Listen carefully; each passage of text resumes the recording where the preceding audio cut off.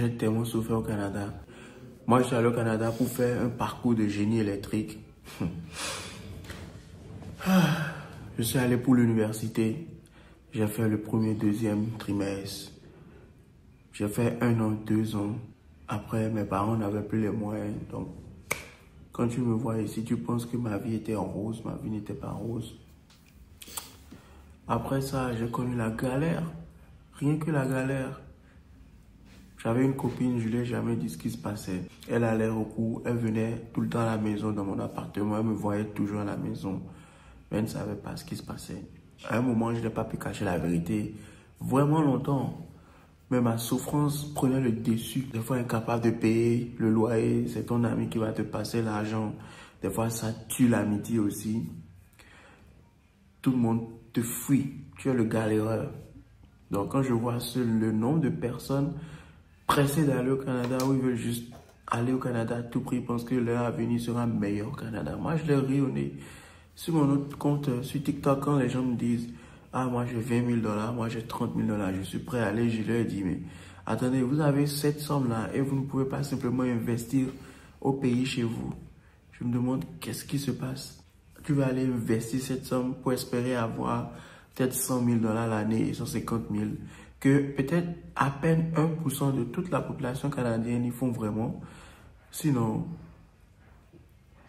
la majorité des Canadiens sont en galère, hein, qu'ils soient blancs, noirs, jaunes, ils sont tous en galère. Ça, c'est la majorité.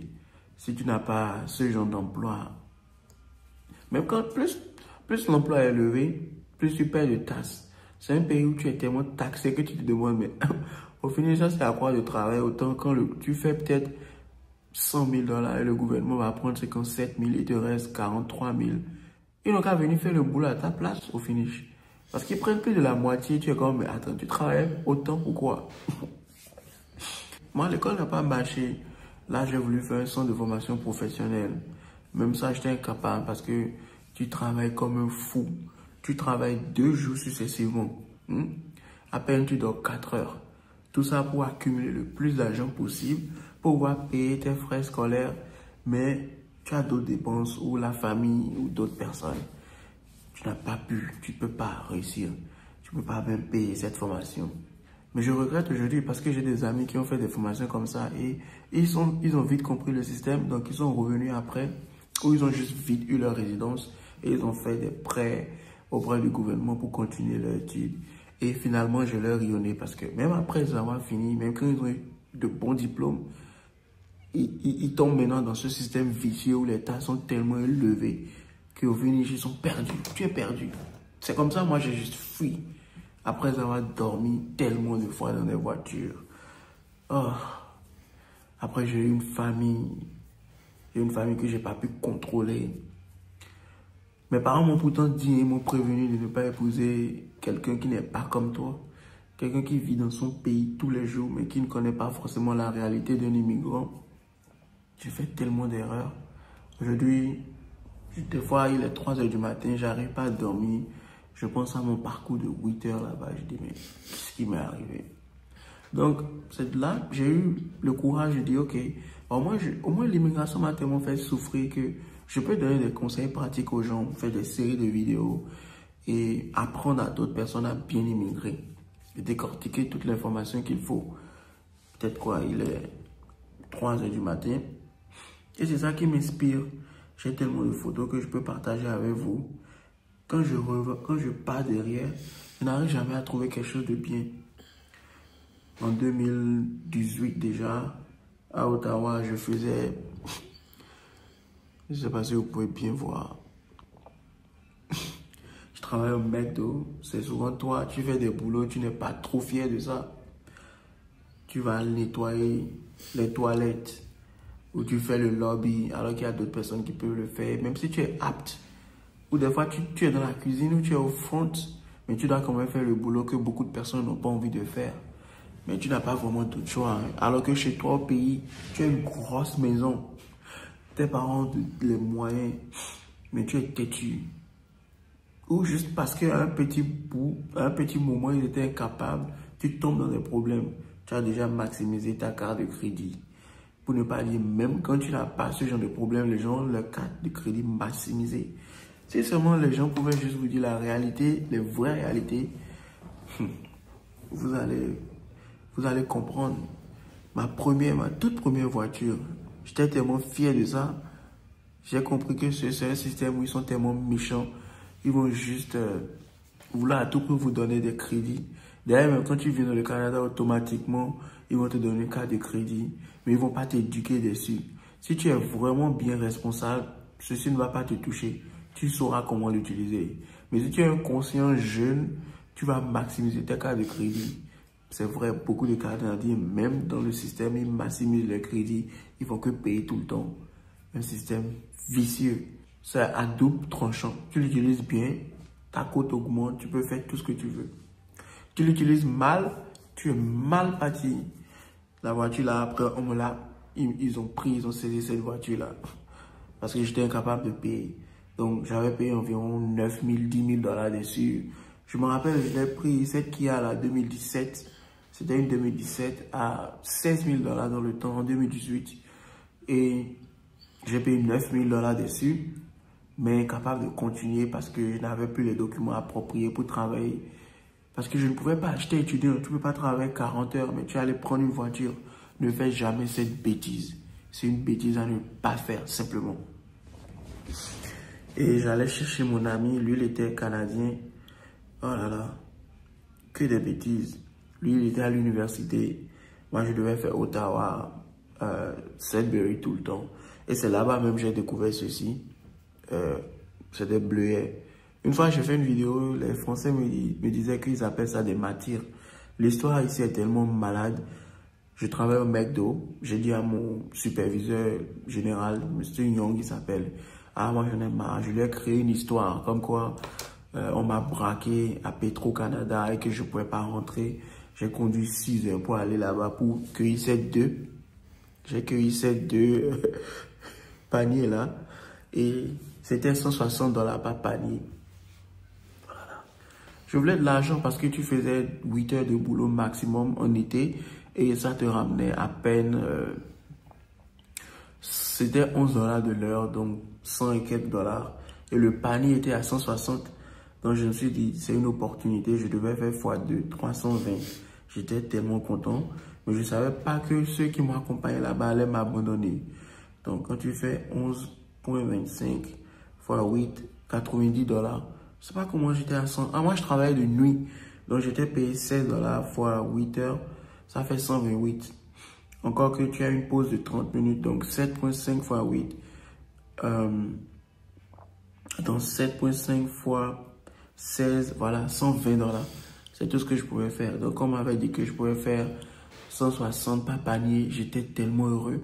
J'ai pris ma voiture, vroom, je suis allé là-bas. J'ai fait 2 paniers, mais j'étais perdu dans la forêt, comme je disais.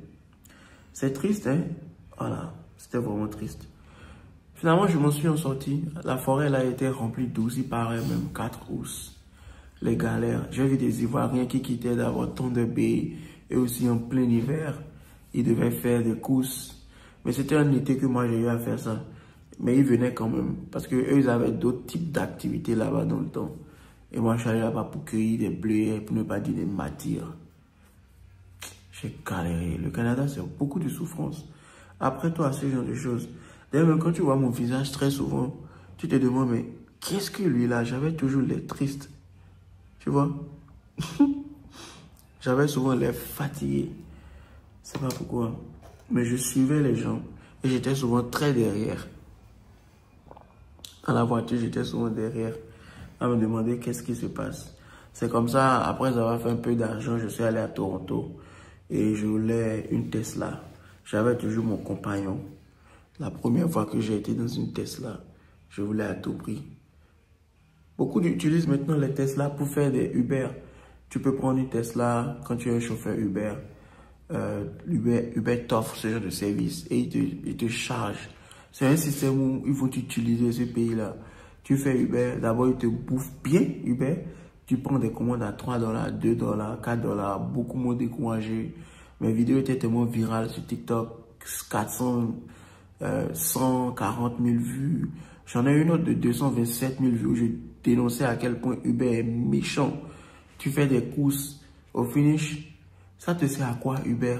À survivre, à payer ta voiture et à mettre de l'essence. Et tu souffres. Tu uses de ton véhicule. Donc maintenant, ça ne suffit pas. Et comme il y a d'autres qui veulent à tout prix goûter à cette misère-là, ils vont vous offrir les Tesla dans l'application. Tu loues. D'abord, la voiture même bouffe déjà la moitié de ton salaire. Et ensuite de ça, ils prennent la moitié de ton salaire. Donc j'ai vu une Tesla rouge avec un de mes amis. C'est un de mes compagnons très fort. Il va peut-être me tuer s'il voit que je l'ai posté. Mais bon, c'est difficile d'éditer. J'avais mes aventures à Toronto. Je m'arrêterai ici, là. Et une autre fois, je reviendrai pour vous narrer mes 8 ans au Canada. Là, j'étais à Toronto. Je ne sais pas si vous pouvez bien voir. Et j'étais même perdu là-bas une fois. Je crois à Queens, quelque chose, je ne sais pas quoi là. Et j'étais perdu ici. J'étais avec une amie là. Et on est allé voir Samsung. On rentre dans le mall ici. Je ne sais pas si vous pouvez bien voir. On rentre dans le mall. Voilà, Eaton Center. Et au fini, ce qui est arrivé, c'est que ils descendent de la voiture pour aller acheter de la bouffe dans le Eaton Mall. Mais il n'avait pas gardé ses documents, enfin, sa pièce d'identité, son portefeuille. Et on était bien perdus. On a cherché, on s'est cherché pendant 2-3 heures. Alors qu'il aurait pu simplement m'appeler pour qu'on puisse trouver sa localisation. Hein. Mais on est allé dans une ville, on était tellement stressés, on ne savait pas quoi faire. Et c'était juste la première fois qu'on allait à Toronto. Enfin, moi, c'était ma première fois d'aller à Toronto.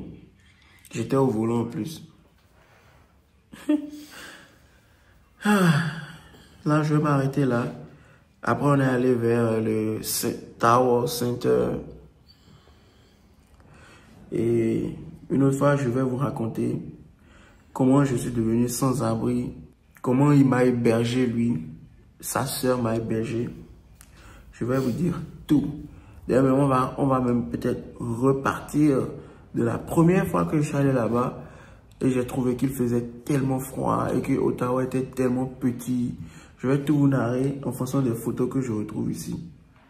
Donc, on se retrouve pour une autre vidéo. D'accord? Prépare-toi. Vous voulez créer du contenu qui captive, qui informe. Vous voulez partager votre expérience, votre expertise avec le monde. Vous voulez gagner de l'argent avec ce que vous aimez. Alors, ma formation, elle est pour vous. Cette formation, elle est taillée sur mesure pour vous. Dans cette formation, vous allez apprendre à vous lancer dans la création de contenu, à choisir le bon format, le bon support. Dans ma formation, on apprend à trouver sa niche. On apprend à trouver sa valeur ajoutée, sa proposition unique, sa cible idéale. On apprend plein de choses dans cette formation. Dans ma formation, on apprend à trouver son rythme, on apprend à planifier son contenu, à optimiser son temps tout en restant motivé. C'est une formation accessible à tous, que vous soyez expérimenté, débutant, voilà, que vous vouliez créer du contenu audio, vidéo, écrit ou multimédia. Cette formation, elle est pour vous. Vous devez absolument l'apprendre. Alors cette formation est flexible, vous pouvez la suivre à votre rythme, selon vos disponibilités, vos besoins, vos envies. Elle ne coûte pas cher. 150 € pour tous les résidents en Occident et 75 000 francs pour tous ceux qui résident en Afrique. 75 000 francs CFA seulement. Alors qu'est-ce que tu attends? Souscris rapidement à cette formation parce que les places sont limitées à 50 places maximum et il y aura des formations chaque mois. Chaque formation dure 2 semaines minimum et 1 mois pour ceux qui ont du mal. Il y aura 2 semaines en plus de rémédiation pour essayer d'aider les autres. Alors, appelle ce numéro rapidement et surtout, écris à cet email pour souscrire à cette formation. Voilà, le numéro, je rappelle, 0467 81 59 18, précédé du plus 32. Donc, je reprends, plus 32 0467 ou alors plus 32 467 81 59 18, disponible bien sûr par appel et sur WhatsApp ou alors écrivez-moi tout simplement par mail pour souscrit à votre formation. Donc je vous attends nombreux et les places sont très limitées. Donc à très bientôt.